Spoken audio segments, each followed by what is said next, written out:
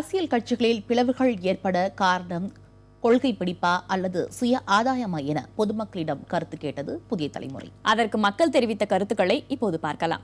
சுய ஆதாயத்துக்காக தான் மாறுறாங்க. அவங்கவுங்க ஆட்சியில் உட்காரணும் அப்படின்ட்டு தான். ஆனால் மக்களுக்கு ஒன்றும் பண்ண பார்த்து கிடையாது.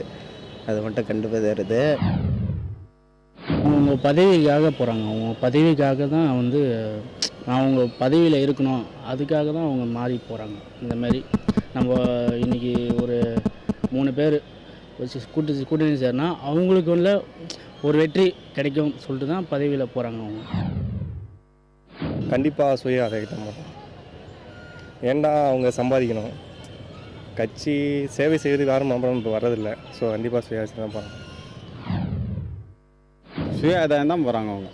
ஏன்னா எப்படின்னாக்கா இப்போ ஒரு கட்சியில் ஏகப்பட்ட குறைபாடுகள் இருக்கும்.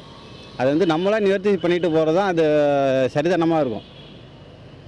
என்கிறப்போ அவங்க அந்த கட்சி இந்த கட்சியை விட்டு அந்த கட்சிக்கு போனாக்கா அவங்களுக்கு பதவி கிடைக்கிறங்கிறதால தான் அவங்க போகிறாங்க. எல்லாம் ஆதாயத்துக்கோசம் தான் போகிறாங்க எல்லாருமே. இப்போ கட்சினா என்ன தனிமரமாக தோப்பாகாது, கூட்டு தான் வேலைக்கும். இன்றைக்கி ஒரு பங்கு தராங்க, அவர் பங்கு சுயநலம் தான் யாரும் பார்க்குறாங்க. யாரும் கட்சின்னு பார்க்கல. கட்சின்னு பார்க்கப்பட்ட எல்லாம் ஒரே கட்சி தான். எல்லாமே செயல்படணும். டீமை செயல்படுறது. நீங்கள் நாளைக்கு இவங்க பேசுகிறாங்க எல்லாம் போராடி போட்டு தான் போகிறாங்க தவிர சுயநலம் தான் போகிறாங்க. கட்சின்னு யாரும் வேலை செய்யணும். உண்மையிலே